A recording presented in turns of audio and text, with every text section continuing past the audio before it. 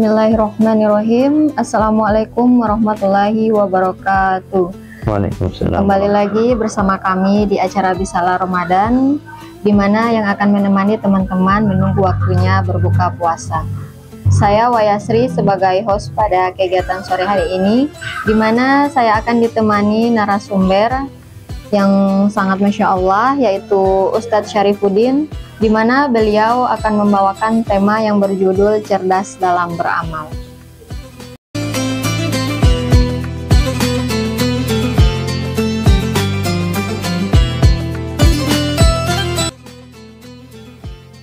Ya, Masya Allah, Alhamdulillah, sekarang Ustadz sudah berada bersama-sama saya di sini.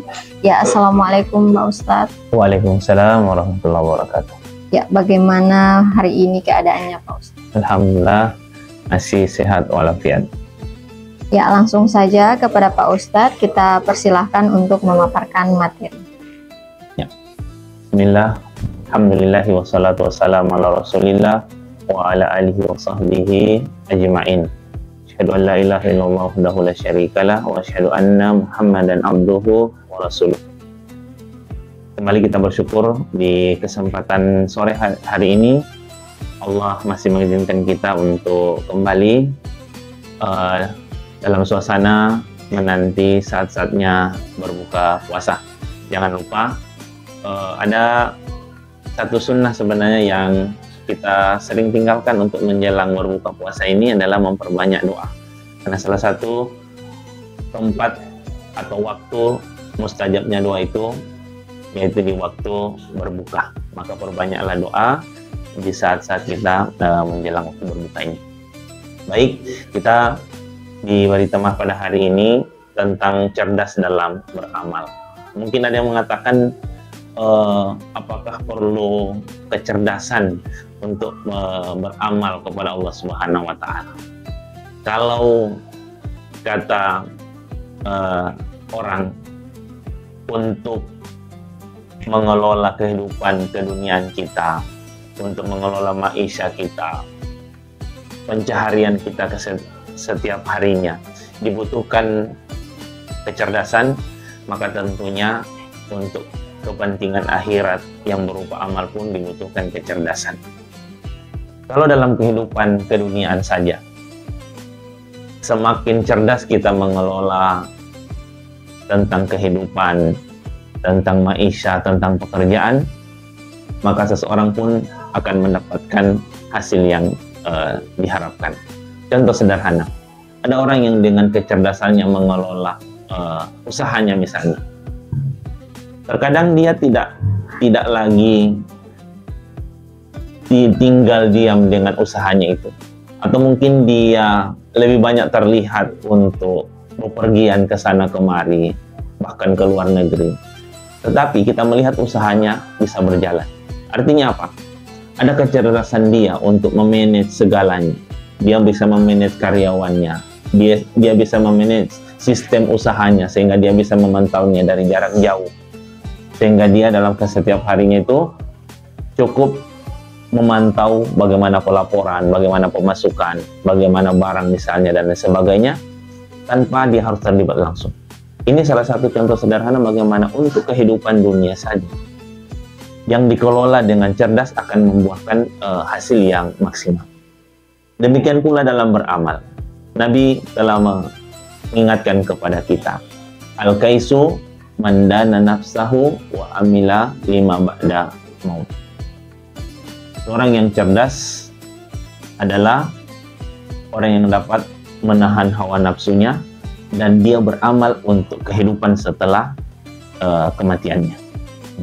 Jadi definisi cerdas dalam beramal ternyata ada dan diingatkan oleh Nabi kita Shallallahu Alaihi Wasallam. Contoh sederhana, bagaimana kita mengaplikasikan cerdas dalam beramal. Iya, mungkin ada amal yang susah payah kita kerjakan, tapi ternyata tidak membuahkan hasil yang maksimal. Tetapi ada amal yang sederhana, ya, dalam waktu yang begitu singkat, yang bisa kita kerjakan dan itu bisa berdampak dengan pahala yang luar biasa. Makanya berbagai macam riwayat yang mengajarkan kita bagaimana kita bisa memilih amalan-amalan yang efektif. Ya, salah satu definisi bagaimana kita beramal yang cerdas adalah kita beramal secara efektif dan efisien.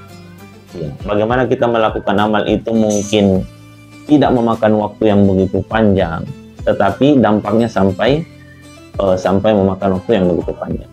Ya, contoh sederhana dalam hal ini. Ada hadis Nabi Shallallahu Alaihi Wasallam, "Idza mata ibnu Adam inqata amalahu illa min salasin." Apabila meninggal anak cucu Adam, maka amalnya akan terputus semua, habis semua. Ya, kita sholat, kita melakukan amal ini dan itu habis semua ketika kita meninggal, terputus. Tetapi ada 3 kata Nabi Shallallahu Alaihi Wasallam yang meskipun kita telah meninggal, pahalanya akan terus mengalir. Ya, ini bahasa kalau pekerjaan, dalam dunia pekerjaan mungkin kita katakan ini dana taspen, ya, tabungan pensiun. Seorang yang tidak aktif lagi bekerja, tetapi dia masih bisa menerima tunjangan pensiunnya setiap bulan misalnya. Dia masih mendapatkan jaminan kesehatan misalnya, dan lain sebagainya, fasilitas dari tabungan itu. Nah, dalam konsep amal jariah, ada salah satu cara bagaimana kita beramal dengan cerdas. Mungkin kita tidak bisa lagi beramal karena kita telah dipanggil oleh Allah Subhanahu wa Ta'ala. Kita mungkin sudah berada di alam kubur, tetapi pahala demi pahala yang oleh Nabi tadi, sedekatun jariah. Yang pertama adalah sedekah jariah. Kita perhatikan bantuan-bantuan sosial kita. Ada perbaikan jalan di tengah-tengah masyarakat. Itu bagian dari amal jariah. Ada pembangunan rumah ibadah seperti masjid. Kita berpartisipasi. Ya, karena hari ini mungkin kita sibuk mengumpulkan pundi-pundi harta kita, tapi ketika kita tidak cerdas dengan apa yang kita miliki hari ini, boleh jadi justru kekayaan yang kita miliki itu akan menjadi bumerang nanti di akhirat nanti, akan semakin memberatkan pertanyaan-pertanyaan. Dan ingat, pertanyaan tentang harta ini lebih berat daripada pertanyaan yang lainnya, karena ada pertanyaan, dari mana kau dapatkan dan kemana engkau infakkan, kamu belanjakan kemana. Semua dimintai pertanggungjawab. Maka imbangilah apa yang kita terima setiap harinya, setiap bulannya, dengan memanfaatkan untuk amal yang cerdas, yaitu bersedekah jariah, beramal, berinfak di masjid, di rumah-rumah Allah Subhanahu wa Ta'ala, apalagi di bulan suci Ramadan seperti ini. Ya, tabungan yang kita miliki sedemikian banyak, jika hari ini kita dipanggil oleh Allah Subhanahu wa Ta'ala, maka tidak ada nilainya tabungan itu. Bahkan bisa jadi tabungan yang ada di beberapa rekening kita hanya menjadi rebutan dari ahli waris kita, yang mungkin belum tentu kita bisa pastikan mereka memanfaatkan semua itu di jalan Allah Subhanahu wa Ta'ala. Tetapi ketika kita cerdas sejak dini, kita sisihkan berapa yang bisa kita sisihkan untuk pembangunan rumah Allah Subhanahu wa Ta'ala, membantu anak yatim piatu di panti-panti asuhan.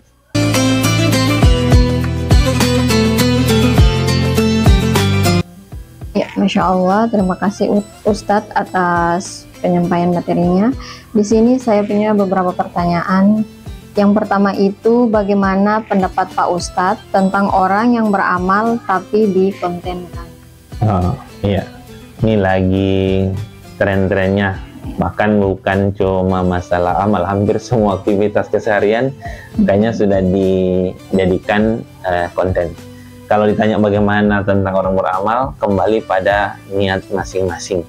Ya, konten bisa saja dia tidak mendapatkan apa-apa ketika tujuan utama dari konten ketika dia beramal itu hanya ingin PYP, apa istilahnya ya, hanya untuk mengajar followers atau apalah, terakhir yang ujung-ujungnya adalah pembayaran dari meta atau lain sebagainya, maka dia tidak mendapatkan. Karena dalam hadis Nabi tentang niat itu kan, ya, wa man kana hijratul lidunya yusibuha. Siapa yang niatnya beramalnya itu karena dunia, kami berikan dunia itu, tapi ingat, dia tidak dapat lagi bagiannya untuk akhirat. Tapi sebaliknya, konten bisa menjadi ladang amal, bahkan bisa menjadi yang kita bahas hari ini, bisa menjadi ladang atau sarana untuk mendapat pahala yang dikejar dengan cerdas.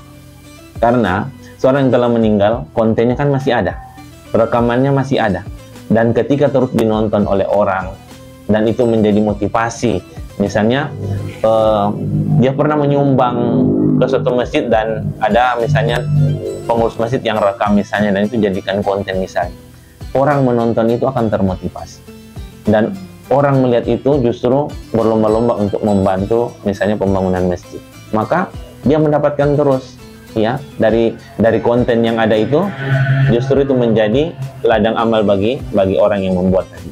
Jadi kembali lagi bagaimana tujuan awalnya dia ya. Kalau semata-mata untuk kebutuhan materi dunia, maka cuma itu yang dia dapat. Tapi kalau dia niatkan ini sebagai motivasi, sebagai bahan dakwah pada orang lain, maka insya Allah dia akan terus mendapatkan pahala. Ya, Masya Allah, terima kasih Pak Ustadz atas jawabannya. Pertanyaan yang berikutnya itu, amalan-amalan ringan apa saja yang dapat membuat kita selamat di dunia dan di akhirat? Ya, tentunya semua yang namanya amalan baik pasti ujung-ujungnya akan mengantarkan orang ke surga ya. Punya perbuatan baik apa saja. Jadi kalau ditanya apa misalnya contoh-contoh sederhananya, ya kadang kalau kita bahas sedekah kan berkaitan dengan masalah materi uang. Tak semua orang punya, tapi ada solusi. Itulah keadilan agama syariat kita ini, tidak menekankan pada nominal. Bahkan tak punya 1.000 rupiah pun, kata Nabi, tabassamuka fi wajhi akhika sedekah. Senyummu terhadap saudaramu adalah sedekah. Ya, menyingkirkan duri di jalanan. Jadi kalau kita jalan naik motor, ada pelepah daun kelapa, berhentilah, singkirkan. Ada batu yang membahayakan bagi pengendara lain, singkirkan. Terlihat sederhana, tetapi ini amalan-amalan luar biasa. Termasuk setiap menanam pohon misalnya, ini dianjurkan. Kita menanam buah-buahan, niatkan untuk ketika dia berhasil dinikmati oleh orang lain menjadi amal jariah bagi kita. Terkesan sederhana, hanya menanam satu biji, tetapi ketika diniatkan untuk bisa dinikmati oleh ya banyak orang. Bahkan di hadis itu, jangankan manusia yang menikmati, ya hewan pun dalam hadis itu menikmati apa yang pernah kita tanam, itu menjadi pahala yang luar biasa bagi kita.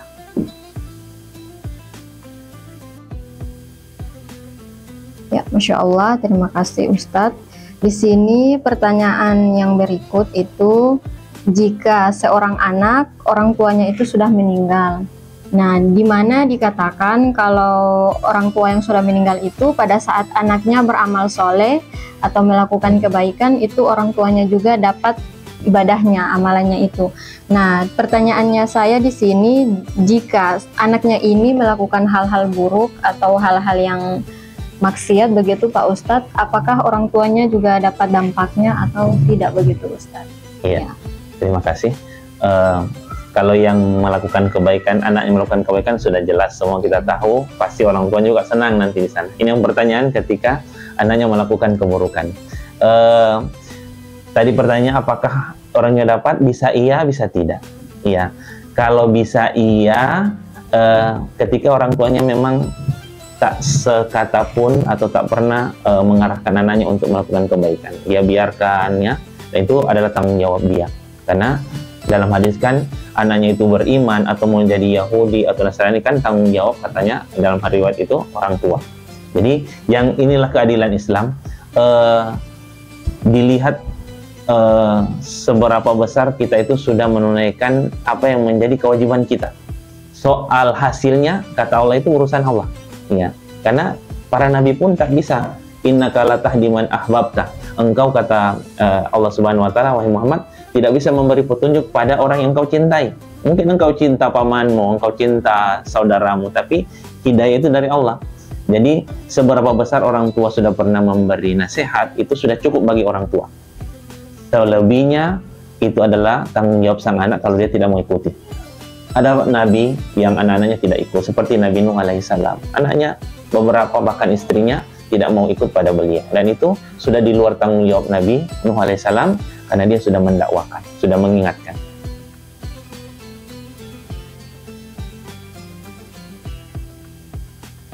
Tutup saja.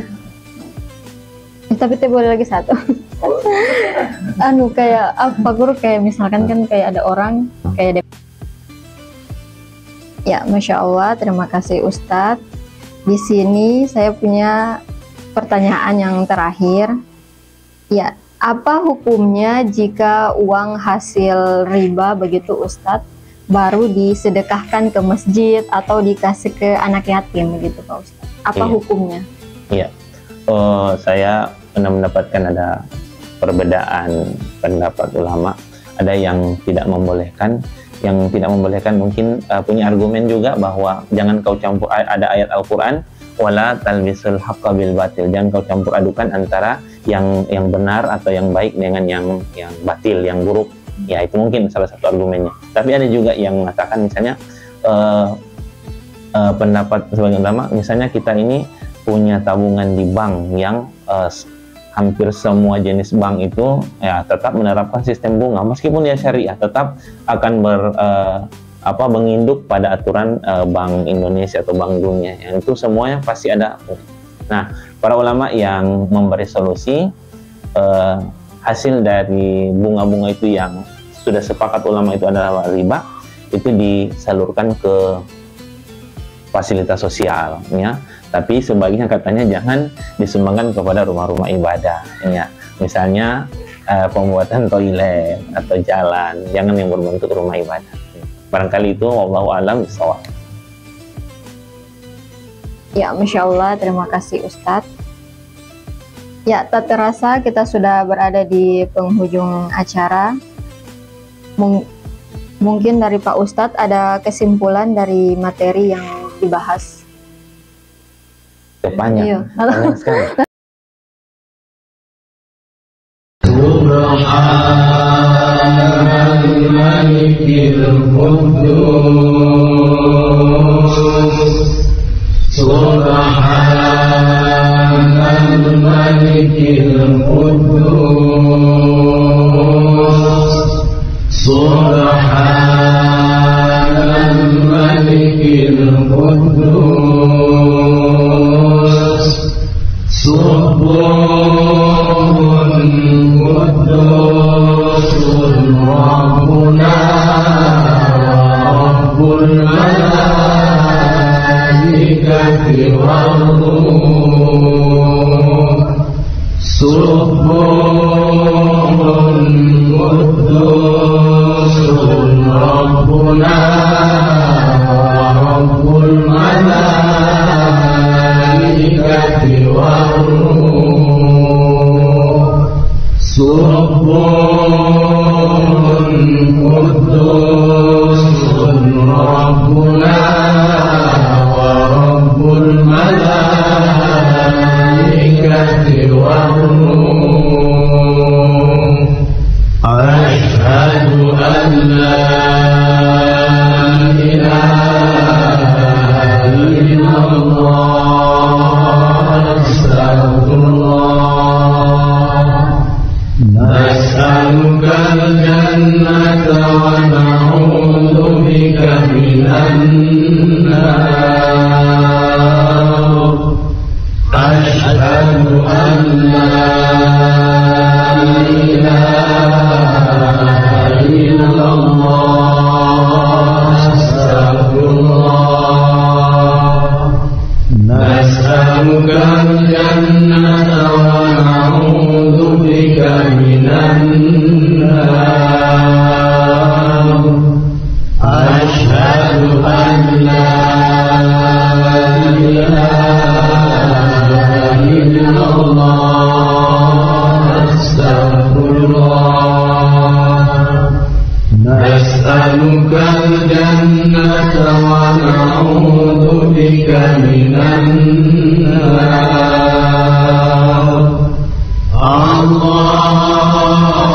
Allahumma innaka afuwwun tuhibbul afwa fa'fu 'anna. Allahumma innaka afuwwun tuhibbul afwa fa'fu 'anna.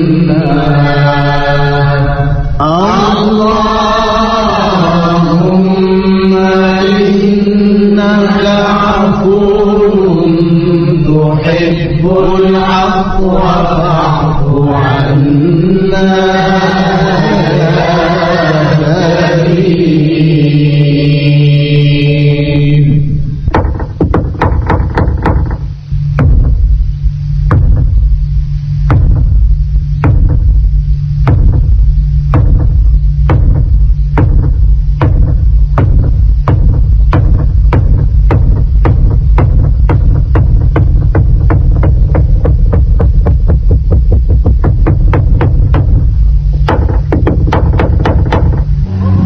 Bismillahirrahmanirrahim. Allahumma laka sumtu wa bika amantu wa ala rizqika aftartu. Dhahaba al-ghama wa batallatil uruq. Allahumma inni as'aluka an taghfir li bi rahmatika ya arhamar rahimin. Allahu akbar, Allah